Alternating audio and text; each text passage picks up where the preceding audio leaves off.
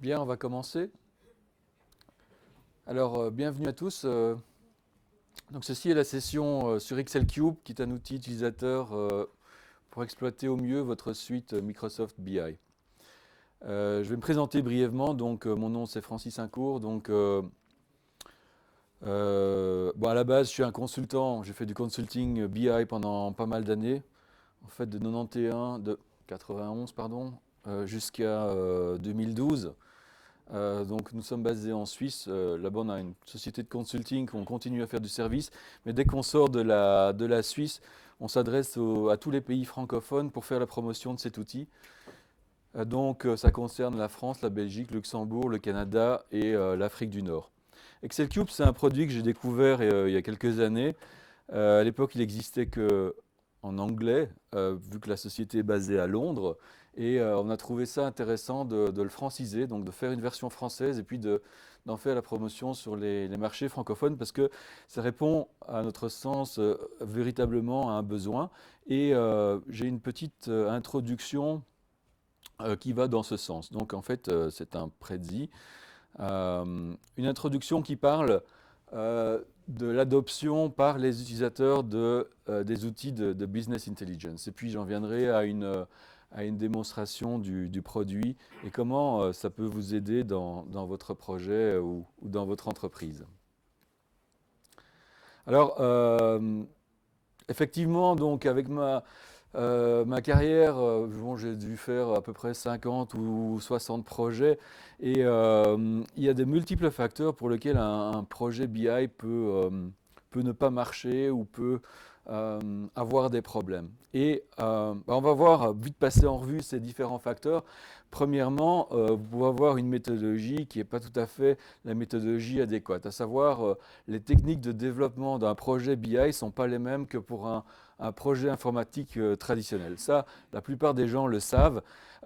Projet BI, on est plus dans les itérations avec les utilisateurs, analyse des besoins, développement et progressivement on arrive vers une solution.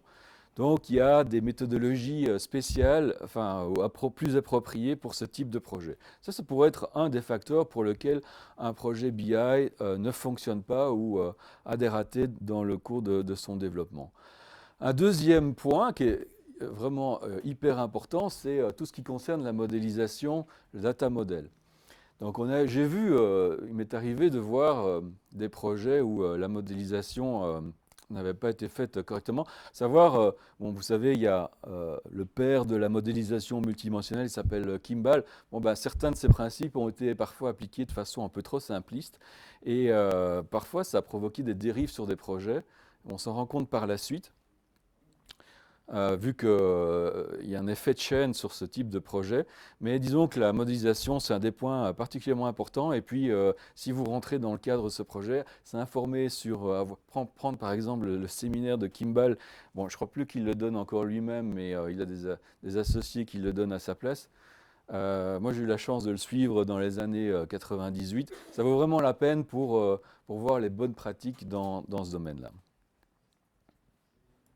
Donc, je vous parle Ralph Kimball, qui travaillait à l'époque de Steve Jobs au Rank Xerox PARC, à l'époque où ils développaient toute une série de projets, dont la fameuse, la première souris là, que vous voyez en bois. Bah, il faisait partie de cette équipe-là.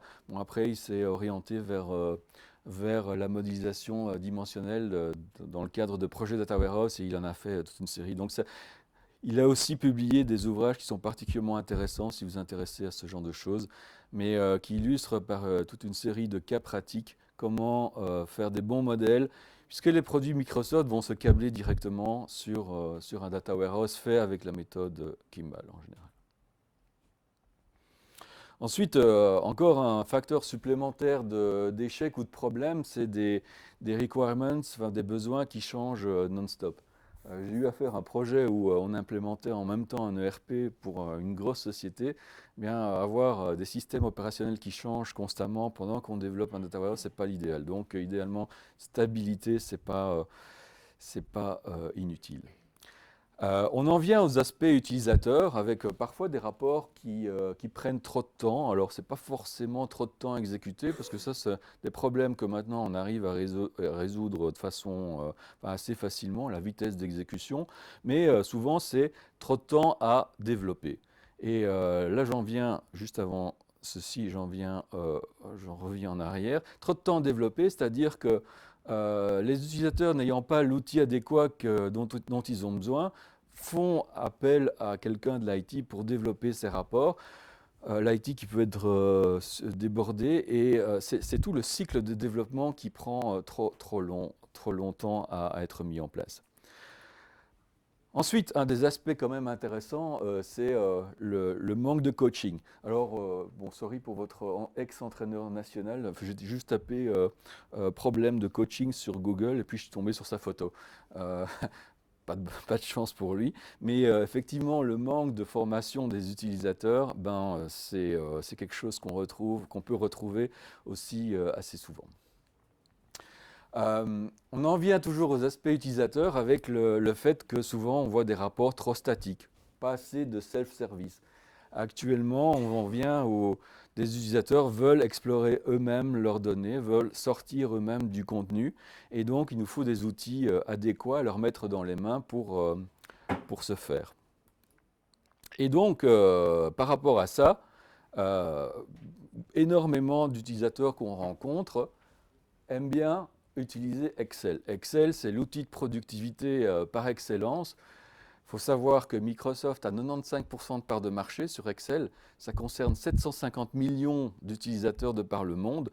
C'est un outil qui se trouve partout, déployé sur tous les postes. Et donc, quand on en vient à parler de Self-Service BI, on vient à combiner différentes technologies.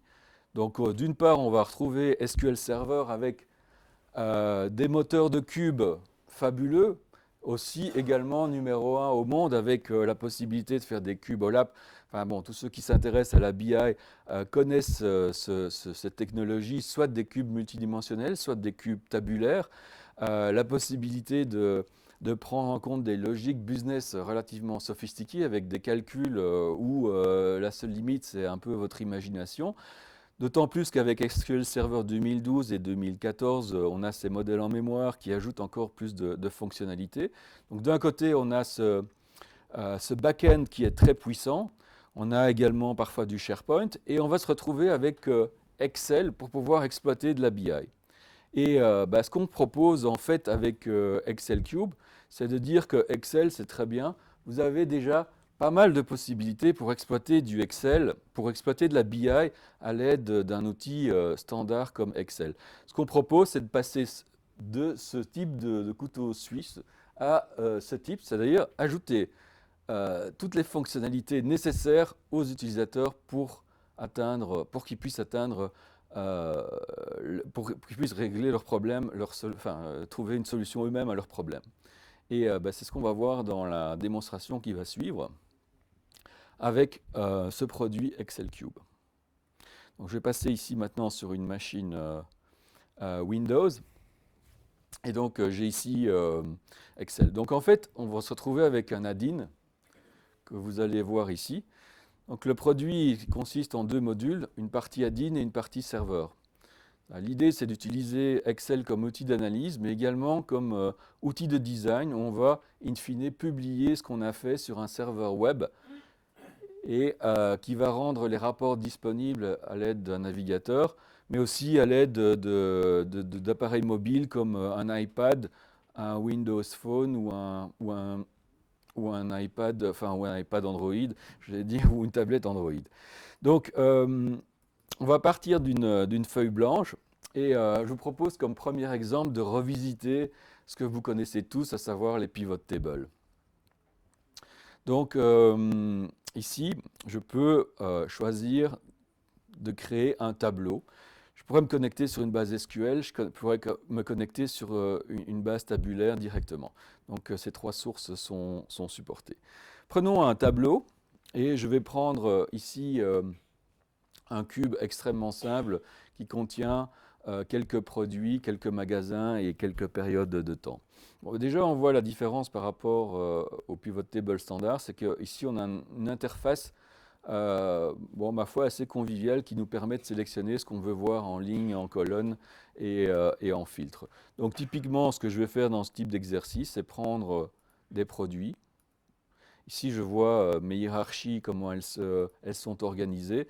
Donc, je peux les voir comme ceci. Donc, dans ce cube d'exemple, je vends des boissons et de la nourriture avec quelques sandwichs différents et quelques types de boissons. Donc je décide de voir tous les produits. Je décide de poser par exemple un filtre sur les années. Je vais prendre par exemple une année en particulier.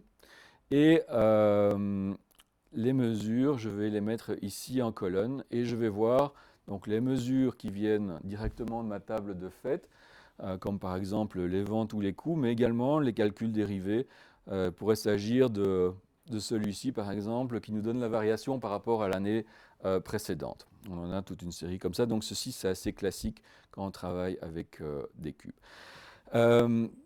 Déjà, différenciateur par rapport au pivot table, je pourrais venir mettre une deuxième fois mon chiffre d'affaires et demander de les visualiser sous forme de microcharts. Donc les microcharts, c'est une façon de rendre des tableaux plus synthétiques, de mettre beaucoup plus d'informations sur un tableau comme on va le faire ici. Donc c'est un produit où on a toute une palette de microcharts disponibles, à savoir par exemple sous forme de lignes, sous forme de, ici de surface, sous forme de barres, d'histogrammes, sous forme de barres qui mesurent l'avancement d'une mesure. Ici, on aurait ce type de microchart, l'avancement par rapport à un objectif. On peut définir des zones de performance de différentes couleurs. On a éventuellement des micro pie charts, des icônes pour mesurer la progression par rapport à une période précédente ou ce genre de choses-là. Celui-là, à vrai dire, je n'ai pas encore capté vraiment à quoi il sert, c'est le horizon. Le boîte à moustache qui est pas mal utilisé dans le domaine boursier, qui permet de vous mesurer une amplitude. Donc on démarre la journée ici, on la finit là, et puis pendant la journée, on peut avoir une certaine amplitude de variation. Le traçage de points, le graphique en sucette et les lignes de niveau. À ce propos, dans cette société, Excel Cube, qui est basée à Londres, ils ont le CEO, il a un copain qui s'appelle Stephen Few. Stephen Few, si vous ne connaissez pas, allez voir son site qui s'appelle Perceptual Edge. Stephen Few est un expert en visualisation de données. Donc en fait, il fait des workshops à travers l'Europe et il vous explique par rapport à telle donnée, c'est tel type de graphique qui convient bien.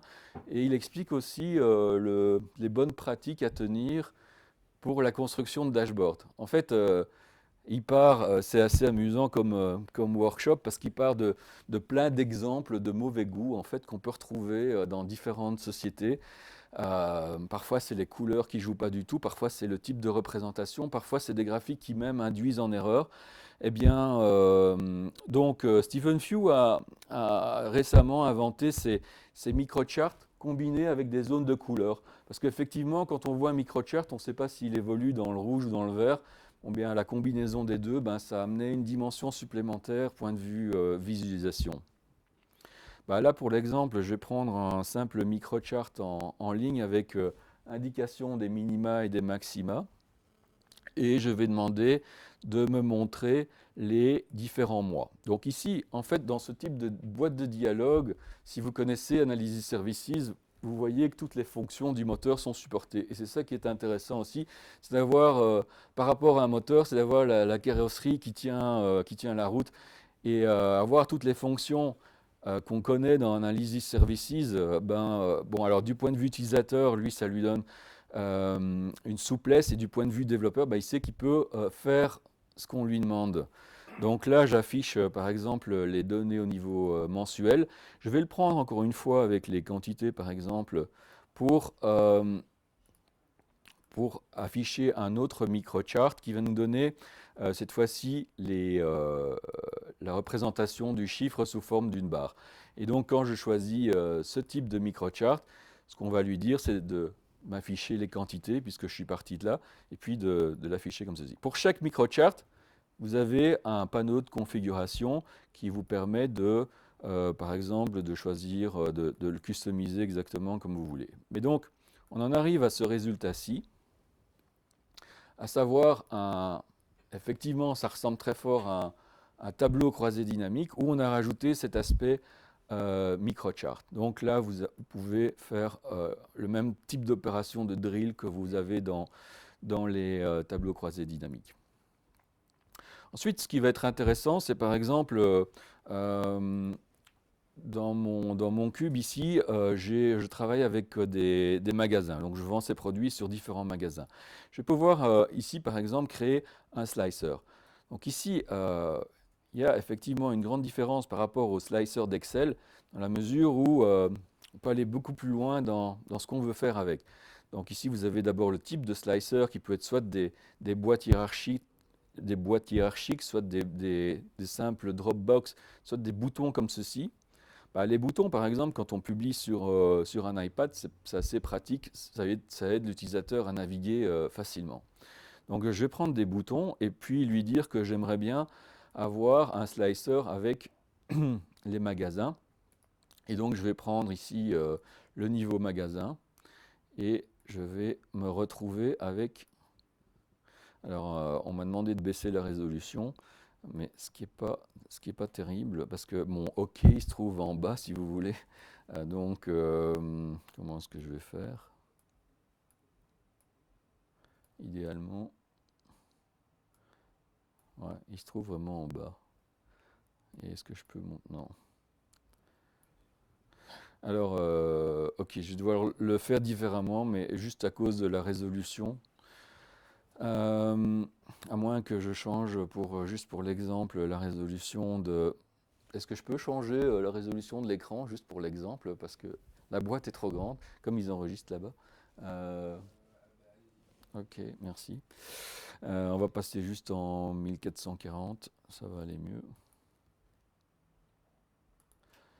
Donc, si je reprends ce que je faisais avec un slicer, donc vouloir afficher un slicer avec les différents magasins, comme ceci.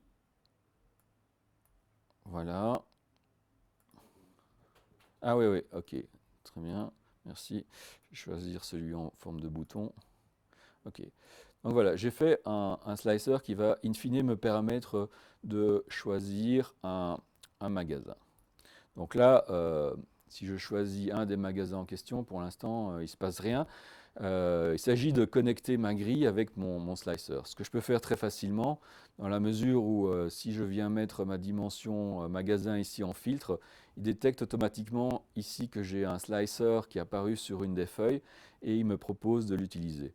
Donc là, je viens de faire cette connexion et du coup, je vais choisir un magasin et mon tableau se rafraîchit directement.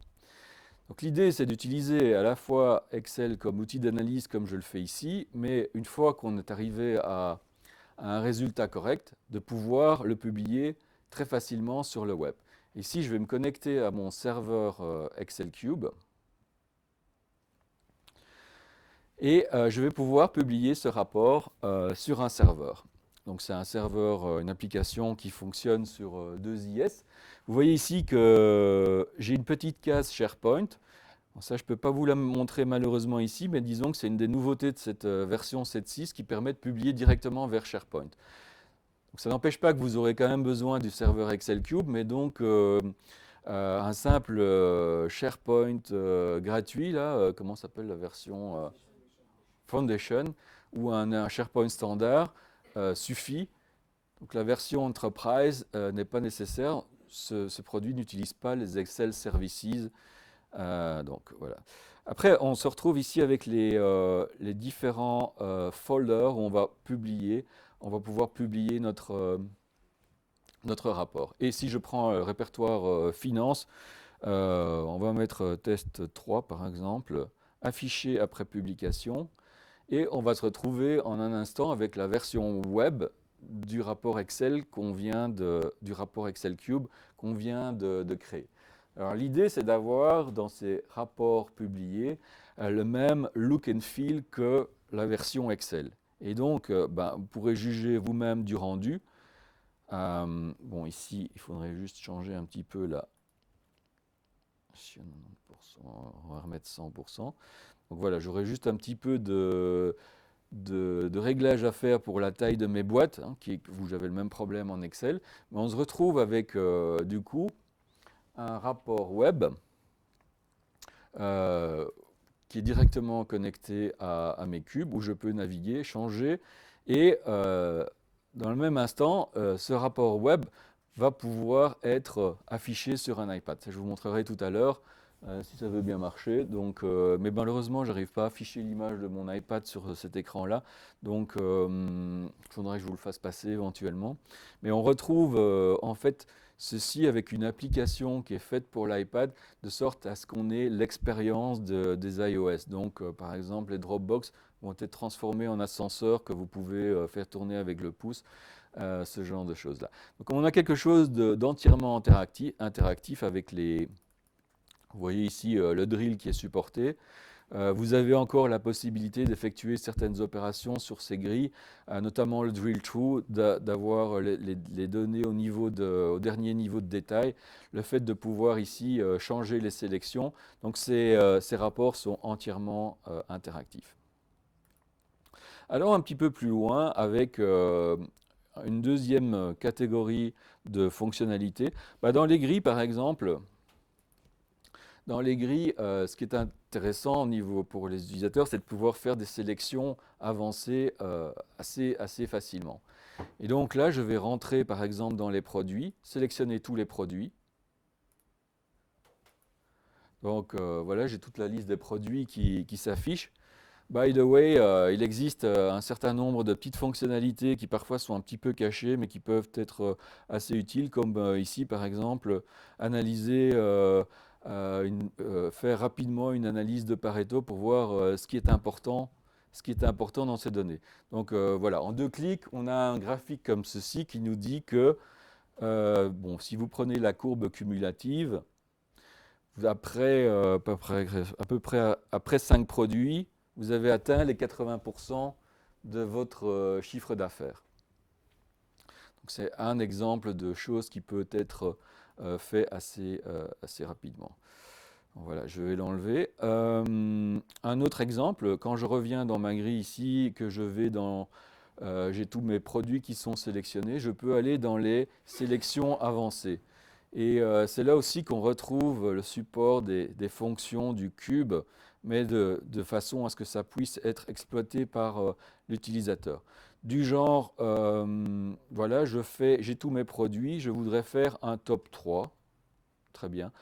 Alors, chaque fois que vous voyez cette icône-là, la petite icône Excel, ça veut dire que vous pouvez référencer une cellule Excel pour effectuer le job. Donc, si je tape le 3 ici dans ma cellule et que je reviens dans ma sélection, je vais pouvoir faire un top 3 par exemple, mais un top qui est basé sur la cellule que je vais lui indiquer. Et donc là, on va faire ce top-là sur la mesure, par exemple, sales amount. Et donc, je vais me retrouver avec un top 3, mais si je voulais un top 5, eh bien, voici, un top 10, voici. Donc, on peut piloter tous ces composants à l'aide de cellules Excel. Et ça ouvre des opportunités, enfin des possibilités assez grandes qui parfois ne sont limitées que par l'imagination des gens qui utilisent ce produit. Ici derrière, on peut mettre un slicer qui vient proposer à l'utilisateur, donne-moi un top 40, 50, 60, 70% sans problème. Si j'avais un top 10 par exemple, comme c'est le cas ici, je pourrais ici le combiner très facilement avec, je vais prendre cette fois-ci un bottom, un bas, je vais reprendre la même cellule avec, en faisant ma sélection sur la même métrique. Donc là, il va avec cet opérateur du genre ensembliste qu'on a ici au milieu, on peut combiner des sets, les retrancher, calculer l'intersection ou faire des soustractions.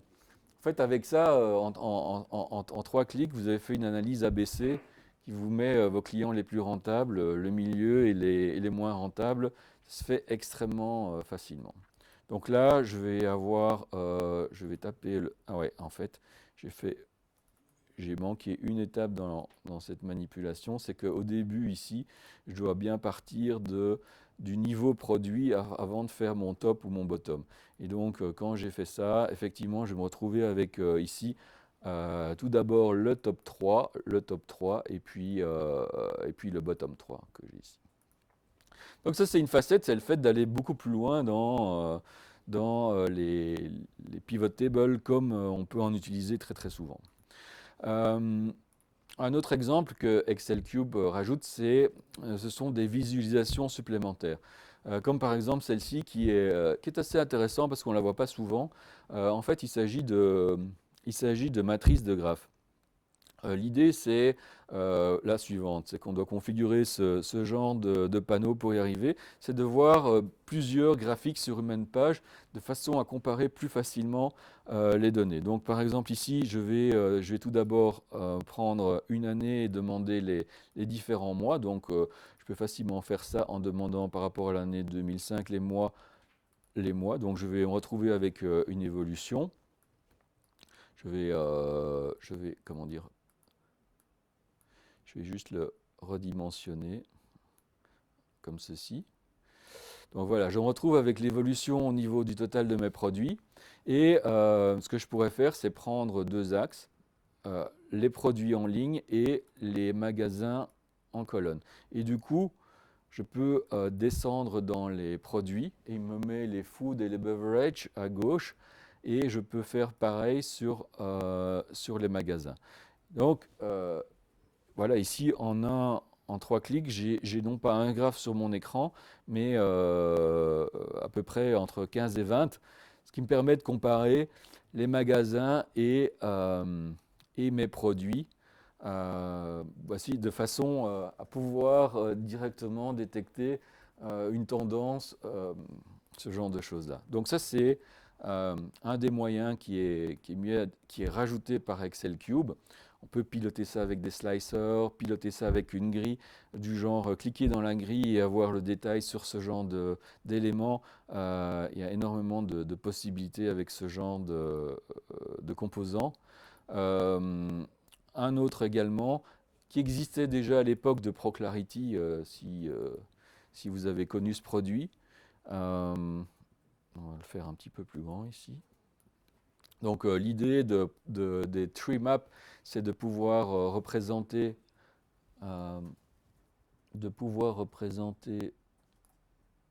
attendez, parce que, hop, assez bizarrement, la résolution change un petit peu mon display. Mais bon, c'est pas vraiment un problème. Donc je décide de tracer par exemple des produits. Et les tree maps, on a besoin de 2 métriques, à savoir une pour la taille des rectangles qui vont être dessinés et une autre pour les couleurs. Donc si par exemple je prends une année comme ceci et je sélectionne l'année 2005, voilà, je devrais avoir quelque chose de correct. Au niveau des couleurs, on peut s'arranger pour mettre ça, par exemple, je vais l'agrandir ici, pour partir, si on a une variance négative, pour partir du rouge vers, voilà, vers du vert par exemple. Et donc on va se retrouver avec ce type de visualisation qui permet de voir directement, voilà, je réalise mon chiffre d'affaires plutôt sur les sandwichs, steak sandwich, Reuben sandwich, etc. Et puis avec la couleur, ça me donne l'indication de la variation, si elle est plus ou moins élevée que la moyenne, mais ça on peut régler exactement comme on veut. Donc voilà, des visualisations supplémentaires. Il y a aussi des cartes géographiques. Mon collègue Jean-François avait fait un bel exemple avec les départements de France ce matin, mais bon, je crois que je ne sais pas s'il m'est arrivé dans ma... On peut lier les cartes à des hiérarchies régionales. Euh, des hiérarchies régionales. Bah, chacun s'agrège les départements comme il veut. C'est-à-dire que c'est pas forcément sud-est, sud-ouest, nord-est, nord-est, puis la Ouais, ouais. de France. Alors, en fait, les cartes, vous connaissez, si vous connaissez Reporting Service, vous voyez le type de carte qu'il utilise, à savoir des fichiers shape. Bon, eh bien, en fait, on peut injecter dans Excel Cube ses propres fichiers shape pour pouvoir les utiliser. Donc, si vous avez, par exemple, en fait, c'est dans une distribution de territoire qui va agglomérer certaines régions, certains départements ensemble, pourrait l'utiliser dans Excel Cube. En fait, ce que j'ai fait ici avec la France, c'est qu'on a pris les fichiers shape des départements et des régions, et puis on les a injectés dans Excel Cube. Et donc, du coup, on se retrouvait avec les départements de la France. Euh, Vite, un petit exemple sur les cartes alors. Bon, alors il y a deux types de cartes. Les cartes surfaciques où vous allez colorer certaines régions suivant la valeur que vous obtenez de votre cube, vous allez y attribuer une couleur. Vous avez aussi des cartes où vous allez renseigner des points de différentes couleurs et de différentes tailles qui vont être localisés sur la carte. Mais prenons le premier exemple. Si je prends une carte comme ceci, puis bon, alors, l'histoire quand on fait des cartes surfaciques, il faut que les libellés qui sont dans votre cube matchent avec les libellés de la carte. Donc, ça, vous voyez le problème. Donc ici, on va choisir le type de carte qu'on voudra. Donc c'est à ce niveau-là que vous allez injecter votre distribution de territoire. Donc par exemple ici, si je prenais les régions françaises, bon, comme j'ai besoin des libellés, je vais faire tracer les libellés directement dans Excel. Donc voilà pour l'instant. Et donc je vais me retrouver ici avec la liste, la liste des régions. En fait, pour faire une carte, je n'ai besoin que du nom de la région. J'ai besoin de donner un titre à ma carte. Je vais dire par exemple que c'est carte. Pourquoi? Parce qu'on pourrait très bien tracer sur un même écran plusieurs cartes avec différents produits, par exemple. Voilà. Et donc, ici, on va mettre, ce seraient des données qui viennent de votre cube et qui matchent avec les libellés qu'on a ici. Bon, là, pour le coup, je vais utiliser une fonction random, par exemple, entre 10 et 100, de façon à avoir quelques chiffres. Donc là, on va copier ceci vers le bas. Voilà. Donc j'ai d'un côté mes régions et puis j'ai un chiffre qui normalement viendrait du cube. Ensuite, pour faire ma carte, je vais simplement lui dire qu'on a les données ici et que au niveau des marqueurs, on veut placer la forme, enfin, comme ceci, avec les régions françaises, comme je l'ai indiqué, et puis on veut placer la forme. Et donc on va se retrouver avec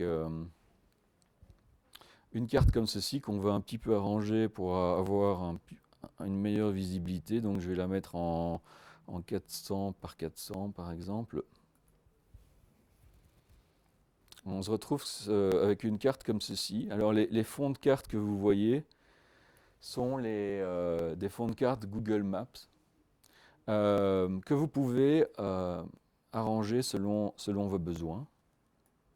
Donc si je déplace un petit peu ça sur la droite, de façon à retourner dans l'éditeur, on peut aller ici pour customiser le type de fond que je veux. Et par exemple, on pourrait dire, eh bien, trace-moi les régions administratives, mais pas trop. Je ne suis pas intéressé par les landscapes. Les points d'intérêt dans Google Maps, ça ne m'intéresse pas non plus. Je ne veux pas voir les routes. Et je ne veux pas voir les zones de transit. Par contre, les zones d'eau, je veux bien les voir. Et donc, on se retrouve avec voilà, la carte, certains niveaux de détail disparaissent pour avoir in fine ceci. Et le but, c'est de rendre, donc une fois qu'on a ceci, on peut faire différentes choses. Par exemple, cliquer sur une carte, comme ceci, aller écrire, dans ce cas-ci, Bourgogne dans une autre cellule Excel, très facilement, Et puis, comme tous les tableaux peuvent être pilotés justement par des cellules Excel, avoir un autre niveau de détail sur la Bourgogne. Là, pour un client en assurance sur la Suisse, il clique sur un canton, hein, donc on a des cantons en Suisse, il clique sur un canton, après il voit la localisation de ses agents dans le canton avec des données qui viennent directement de son cube. Donc ce sont deux cartes imbriquées que l'on mettrait simplement sur des feuilles séparées. Mais quand on clique sur une carte, on peut faire déplacer le curseur sur une autre feuille ou sur un autre rapport. Donc c'est fait pour ce genre d'application. On a encore un peu de temps. Oui. Un dernier exemple qui est... Je vais fermer celui-là. Close. Un dernier exemple qui est très apprécié par des métiers comme les contrôleurs de gestion ou les financiers. Il s'agit du mode formule. En fait, l'idée, c'est de construire un rapport quasiment cellule par cellule.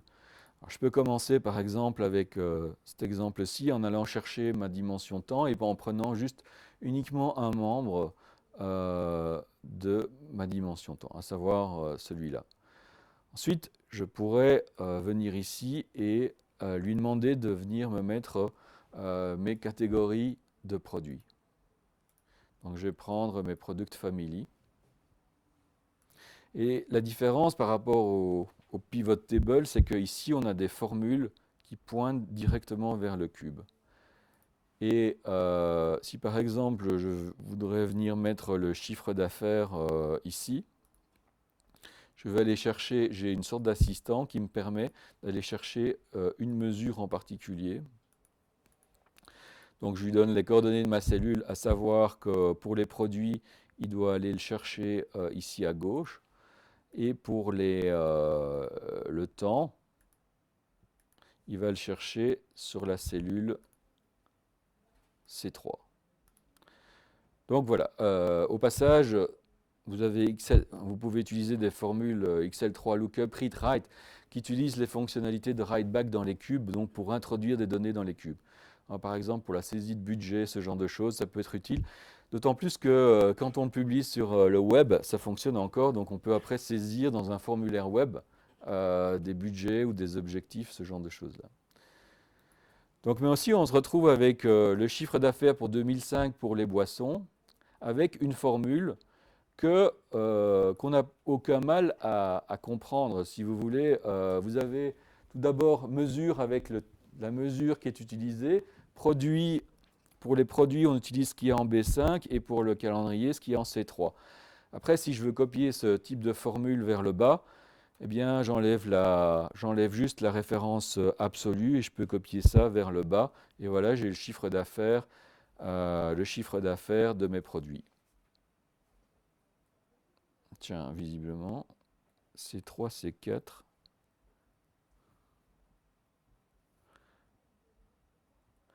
En fait, C3.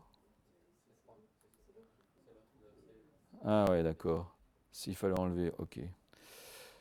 Ah non, tiens. Donc ici, c'est bien C3.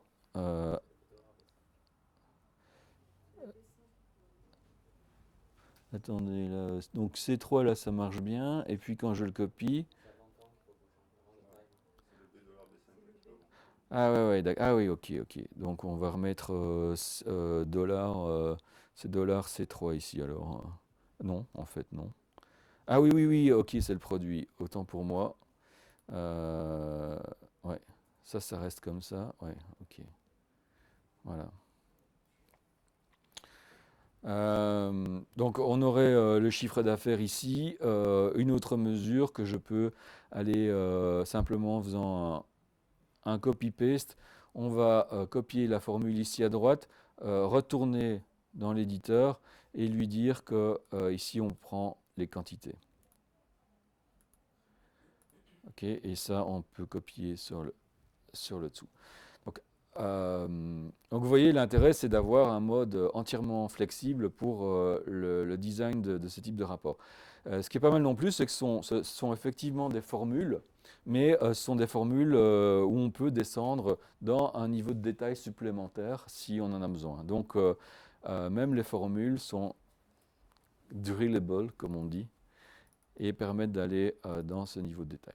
Bon, maintenant, imaginons que je veux rendre ce type de rapport disponible sur le web. Je viendrai par exemple proposer à l'utilisateur le choix entre 3 années. Ça, c'est moi qui décide de le faire comme ceci. Je vais proposer à mon utilisateur la possibilité de choisir entre ces 3 années 2004, 2005, 2006. Et avec ce qu'on a vu, on peut très facilement faire un petit slicer, cette fois-ci basé sur Excel, et prendre voilà, ce type de slicer-là. On demande année. Et le slicer va aller écrire dans une cellule Excel, à savoir la C3, pour voilà. Donc là, on se trouve avec un slicer comme ça. Je vais le déplacer ici pour qu'on le voit bien. Donc là, on se retrouve avec un slicer qui nous permet d'aller écrire dans la cellule C3 l'année en question, et du coup, les formules suivent. Quand on va publier ça sur le web, alors là pour le coup, je vais essayer de le récupérer avec mon iPad. Alors, je vais publier ça sur un serveur qui se trouve ailleurs. Ouais, parce que bon, ici, avec tous les firewalls, bon, on a choisi de faire comme ça, de le publier sur un serveur chez nous et puis de pouvoir le récupérer avec un iPad. Donc là, je le publie dans Finance Test SQL Server Days. OK. Donc on va tout d'abord le voir à l'aide de notre browser. Donc et là, je retrouve exactement le même design que ce que j'ai créé en Excel, sauf que ici, on aurait... Bon, ça, je vais devoir vous le faire passer pour que vous regardiez ce que c'est, mais en fait, on se retrouve avec... bon, ça va pas être très clair pour vous, mais malheureusement, je ne sais pas le mettre sur la TV. Donc, ouais. En plus, il s'est déconnecté du Wi-Fi. Ouais. C'est pas le pied. Ouais, bon, il faut que je m'authentifie à nouveau, etc. Bon, disons que vous avez une application ici. Je vais vous... Ouais, non, il faut vraiment une connexion Internet. Vous avez une application sur iPad, Android et Windows Phone qui vous permet de naviguer dans le repository que vous avez là et d'aller consulter vos rapports tout en restant en dynamique connecté sur vos cubes. On peut également créer des rapports un peu plus simples, mais avec cette application iPad. Au niveau du serveur, si je reprends le serveur qu'on a ici, donc, ah, tu peux montrer? Ok. Si vous voulez voir sur iPad ce que c'est bien, juste en 2 secondes. Ah ouais, tu as le projecteur ici alors.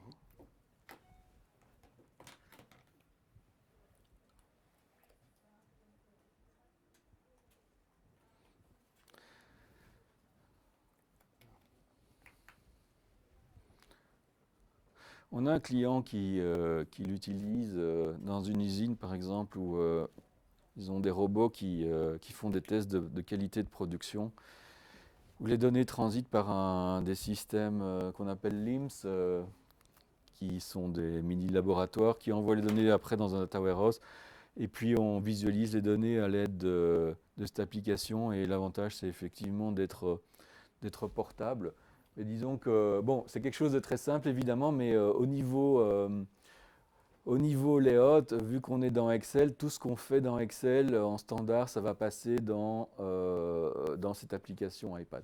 Je ne sais pas si tu peux reprendre le Management Book, par exemple, qui est un exemple de... Ah, il doit être dans Dashboard. On a la même sécurité que sur le cube là en web, Ouais. y compris sur l'iPad. En fait, On n'a pas de connexion type directory ou des choses comme ça. Donc, Alors, bon, c'est vrai que si vous êtes sur l'iPad à l'intérieur de votre entreprise, quelque part, vous devez être connecté à votre réseau et authentifier avec l'iPad sur votre réseau. Si vous êtes en extérieur, il y a des solutions VPN, ce genre de choses-là, pour que la sécurité soit reliée. Autrement, ben, on fait avec, on peut changer de modèle de sécurité en demandant à l'utilisateur de retaper son user password. Tu n'avais pas le management dashboard? Ah, tu es le CEO? CIO Dashboard. Là, je suis en 3G à travers mon iPhone, donc c'est pour ça que c'est pas super performant. Ouais. Donc, faut composer avec.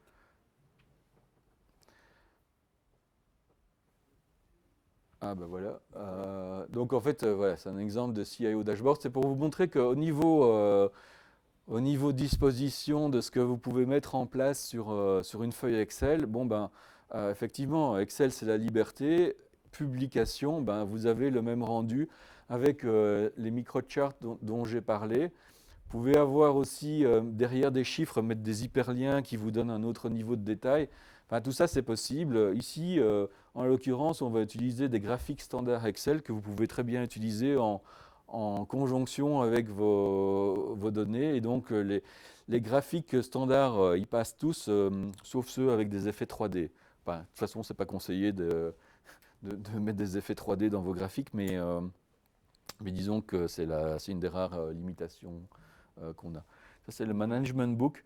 Voilà, le management book, en fait, bon, même chose, on va retrouver des microcharts, sauf que vous avez des fonctions Excel Cube du genre Excel3 Link qui vous permettent, quand on veut, par exemple, on voit une variance négative, on va cliquer là-dessus et puis ça peut nous basculer vers un autre rapport avec un autre niveau de détail, comme celui-ci, par exemple, un détail des produits. Et puis, vous avez encore à ce niveau-là d'autres hyperliens qui vous permettent, par exemple, de descendre encore à un autre niveau. Donc, par exemple, ici, voilà, un graphique d'évolution. Et bon, cette navigation-là, vous pouvez la faire simplement avec quelques fonctions Excel Cube. Et donc là, on retourne au menu, etc. Et comment s'effectue la gestion de la mise en page? Est-ce qu'on peut prévisualiser ce que ça va donner sur iPad, par exemple? C'est une bonne question. Alors, Redonne le contrôle. ouais, c'est une bonne question. Il est là. Ils sont partis. Ils ont une solution qui est assez pragmatique, c'est-à-dire effectivement, la résolution sur iPad, iPhone n'est pas la même que sur un écran d'ordinateur. On attend qu'il revienne là. Qu'il revienne.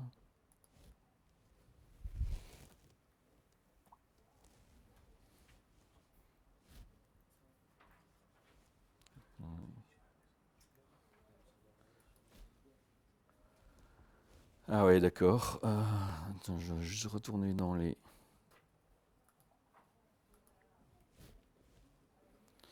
Je vais juste retourner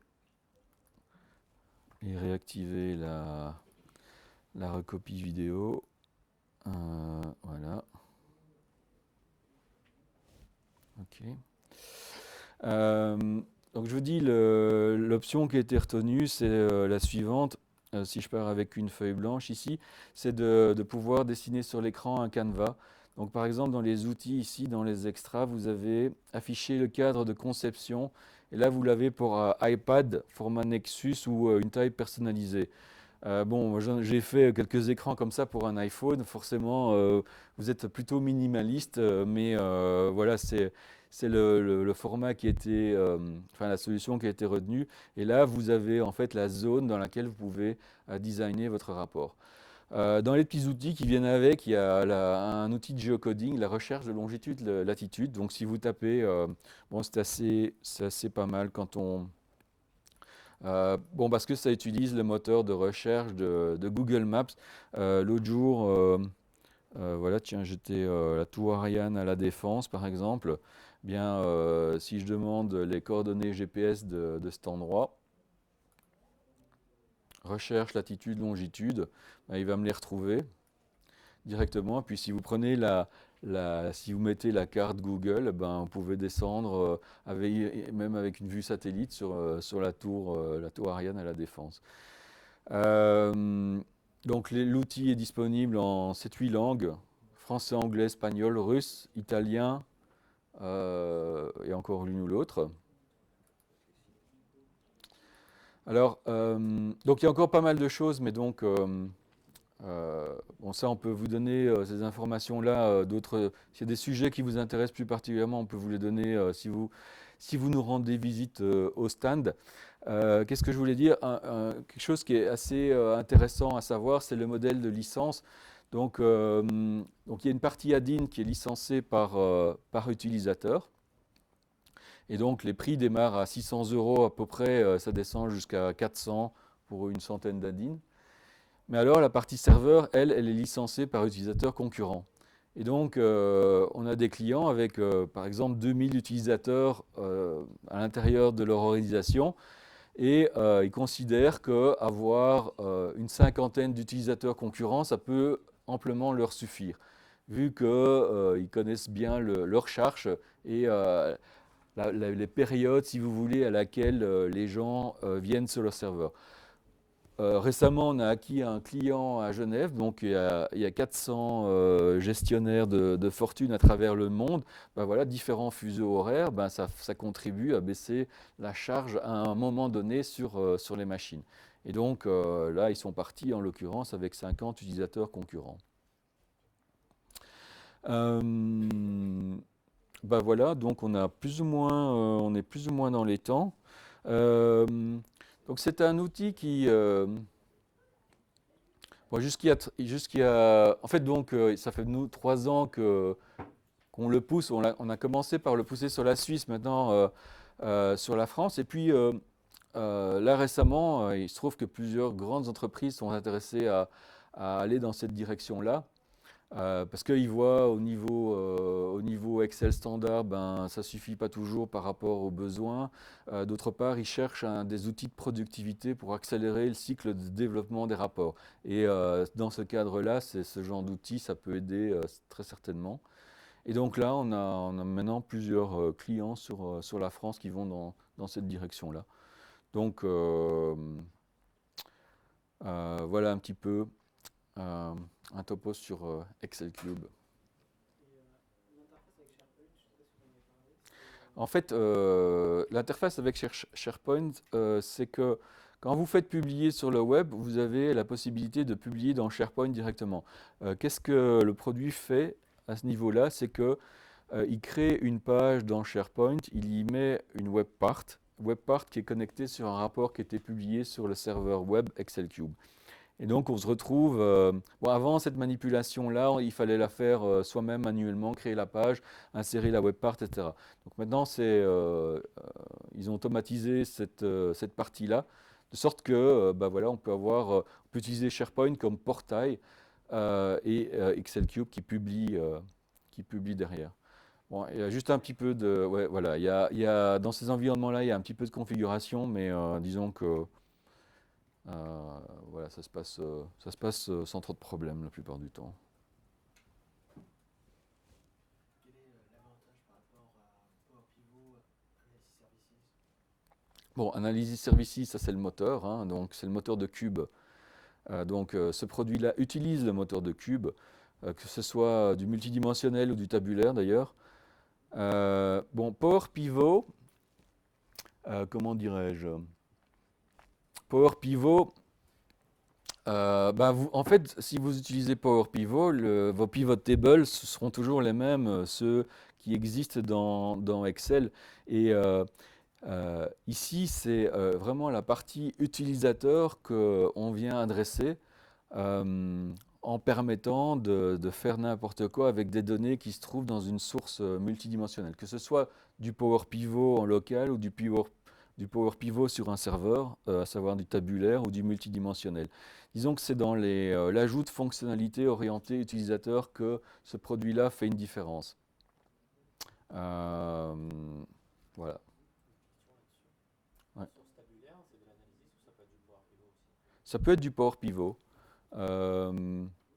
Donc ici, quand quand vous vous connectez dans les connexions, Transport, si tu veux en parler. pardon? L'outil de transport de Power Pivot au serveur. Oui, donc en fait, on peut très bien partir. Donc par exemple, ici, c'est les connexions que vous pouvez créer. Et donc, vous avez du Analysis Services standard, du fichier cube. Bon, ça, c'est de l'Analysis Services 2000, on n'en voit plus trop, mais vous avez des fichiers Power Pivot locaux. Vous avez aussi des providers XMLA. Et même des connexions publiées. On peut publier les connexions, ça a certains avantages. Mais si vous faites un rapport Excel Cube sur du Power Pivot, quand vous le publiez, en fait, il va publier le rapport Excel Cube sur le serveur Excel Cube et le Power Pivot, il peut le publier sur un serveur en tabulaire, dans l'idée que ça soit distribué à tout le monde. Parce que le Power Pivot, c'est essentiellement quelque chose de local, hein, on est d'accord? Donc, mais là, si vous faites la publication avec Excel Cube, votre Power Pivot, il va se retrouver sur un serveur SQL Server 2000 en mode tabulaire. Et donc, il fait ça de toute façon tout à fait transparente. Pardon? Oui, voilà, exactement. Euh, et voilà. On perd la notion d'in-memory aussi après. Non. Non. Non, parce que bon, du Power Pivot en local, bon alors vous partez avec du Power Pivot en local, c'est du in-memory sur votre poste. Là, si vous faites de la publication, ça va devenir du in-memory, mais sur serveur. Ouais.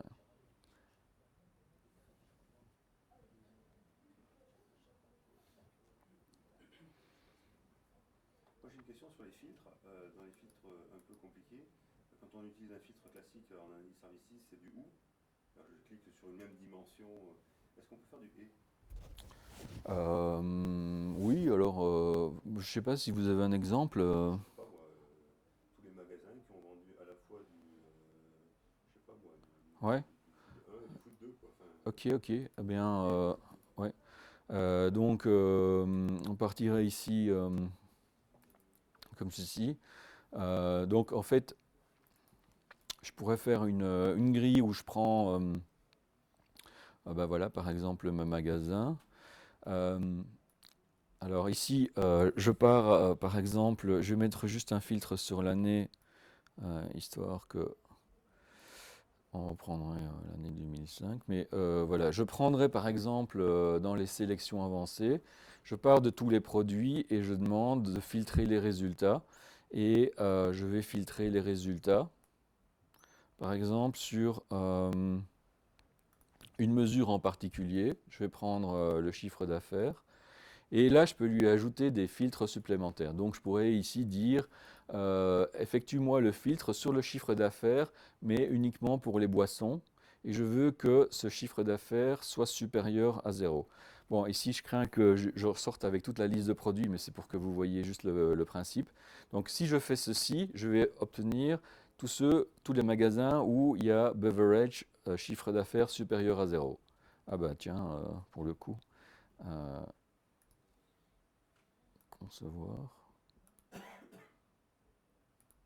Je regarde si j'ai pas oublié quelque chose parce que sales amount supérieur à 0 pour product beverage.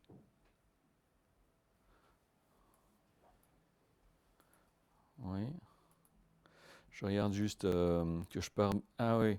Non, donc c'est bon. Bon, je vais voir. Bon, je vais juste essayer en enlevant ce filtre. Non. En fait, l'idée des et, ça va être en combinant ici une deuxième sélection et en choisissant l'opérateur. la même dimension mais avec une autre valeur. Oui, voilà. Donc ça, sans problème. On fait ajouter côté gauche et côté droit. Donc on peut ajouter comme ça plusieurs filtres. Bon, ici, on n'est pas limité à deux. On peut en rajouter plusieurs et combiner voilà, celui-là et celui-là. Ou on pourrait choisir le ou en choisissant uniquement que. Le ou c'est quand on fait des Ouais. sélections multiples. Oui, d'accord. Ouais. Le ou il est natif. Le ou il est natif, ouais, effectivement. Et donc ici, le et, c'est un et explicite qui va ajouter le côté gauche et le côté droit de votre sélection. Mais je regarderai de faire un exemple qui marche avec cet exemple-là. Bon, là, ça dépend de ce qu'il y a dans le cube. Bon, et puis, Aussi, vous avez les possibilités d'ajouter vos propres calculs personnalisés. Donc, si vous maîtrisez le MDX ou le DAX, de pouvoir ajouter des calculs ici ou des sets ou même des scripts. Donc, cette possibilité reste dans le produit. Mais il y a encore énormément de choses qu'on ne peut pas couvrir ici en 1 heure. Mais disons qu'on se fait un plaisir de faire découvrir le produit plus loin à travers des POC, ce genre de choses-là. Et ben voilà. À quoi ça ressemble si j'ai pas Excel Cube et que quelqu'un a créé un rapport avec Excel Cube? Alors, ce n'est pas un souci, en fait, s'il accède depuis le web. Donc, par exemple, ici, imaginez que vous accédez à ce rapport. On l'avait mis dans quoi? Voilà, ici. Je l'avais mis dans voilà, Test SQL Server Days. Vous voyez, ça, c'est le portail Excel Cube. Et bah, si la personne n'a pas Excel Cube, vous pouvez ramener le rapport en mode fixe, donc les données brutes Excel, si vous voulez. Et donc, si je fais ceci, je vais pouvoir ouvrir le rapport et récupérer vraiment les données brutes, mais sans plus aucune possibilité de navigation. Donc, effectivement, le Excel Cube add-in, vous n'allez pas le donner à tout le monde. Et bon, à ce titre-là, il y a beaucoup de choses qui ont été prévues, comme par exemple, vous avez des longs rapports, vous pouvez mettre des pagers, mais au moment où vous faites l'export, il enlève les pagers. Enfin, c'est un produit qu'on enrichit toutes les semaines, je dirais, parce que nous, on l'utilise pas mal en consulting chez nos clients, et du coup, on a énormément de contacts avec le support, et toutes les semaines, il s'enrichit. Bon, là, par exemple, quelque chose qui peut intéresser des utilisateurs nomades. L'équipe de développement travaille sur un mode déconnecté où l'idée c'est de dire ben, je suis connecté, mais demain je dois aller visiter 3 clients. Bien, je peux choisir dans les dimensions les quelques clients qui m'intéressent et partir avec ce subset de données et avoir mon Excel qui fonctionne comme normalement, mais uniquement avec le subset de clients que je vais visiter. Donc pas tout le cube parce que ce serait trop volumineux ou c'est pas, pour des raisons de sécurité, c'est pas intéressant de rapatrier tout un cube, mais on pourrait imaginer partir uniquement avec un set de données qui nous intéresse. Bon, ben, ça, c'est quelque chose qu'on va voir arriver dans le premier trimestre de l'année prochaine. Et tous les trimestres, donc il y a à peu près 3 releases par an, tous les 3-4 mois, on a comme ça pas mal de nouvelles fonctionnalités qui viennent. Là, par exemple, dans la roadmap, il y a une connexion sur SAP HANA. Il y a d'autres choses assez intéressantes, mais c'est encore un peu tôt pour en parler. Mais donc, c'est un produit qui bouge beaucoup et une société qui est très très à l'écoute des clients pour les nouveaux besoins. Bah, aujourd'hui, vous n'imaginez pas demander à Microsoft de rajouter quelque chose dans Excel. Mais donc, avec ce type de produit, on peut y penser, quoi. Donc, Question, est-ce qu'il y a une possibilité d'interactivité par l'utilisateur pour écrire un commentaire, une validation, un workflow, quelque chose entre alors, je sais que ça a fait partie d'un développement. Vous voyez, add comment, mais je dois encore. C'est quelque chose qu'on n'utilise pas beaucoup, mais ils ont rajouté cette possibilité-là d'ajouter des commentaires ici. Bon, maintenant, bon, il se trouve qu'ici, j'ai pas le droit de réécrire ce genre de choses-là, mais il me semble que ça a été prévu. Mais ça, c'est éventuellement, c'est une. On va réutiliser par exemple le croisement de dimensions avec un indicateur. S'il y a un commentaire, tout le monde peut l'hériter Vous voulez dire un commentaire sur la cellule? Ouais. croisement d'un cube. Ouais, Donc, ouais, ouais, ce qui est intéressant, c'est l'analyse que l'on fait derrière un chiffre ouais. et comment pouvoir faire en Ouais. sorte que tout le monde puisse le restituer. Alors ils m'ont dit qu'ils avaient Excel Cube m'a dit le support m'a dit qu'ils avaient une solution et puis c'est un sujet qu'on doit encore creuser parce qu'on a eu la question d'un de nos clients. Là je peux pas vous dire là maintenant comment on le fait, mais je peux bien me renseigner pour savoir de ce qu'il en est. Parce que non, imaginez que le write back. Oui, bah voilà, avec le ride back, ouais, ouais, ouais. D'autres questions encore? On a juste dépassé l'heure. On va clôturer. Bah, donc, si vous voulez des informations supplémentaires, donc on a le stand là, juste en face du bar. Et puis aussi, il est possible d'évaluer le produit avec des clés temporaires d'évaluation. pour que vous puissiez le tester sur vos cubes. Nous, on met à disposition ces clés, aussi des vidéos d'auto-formation si jamais ça vous intéresse de l'évaluer pour votre entreprise ou pour vos clients. Voilà, merci beaucoup.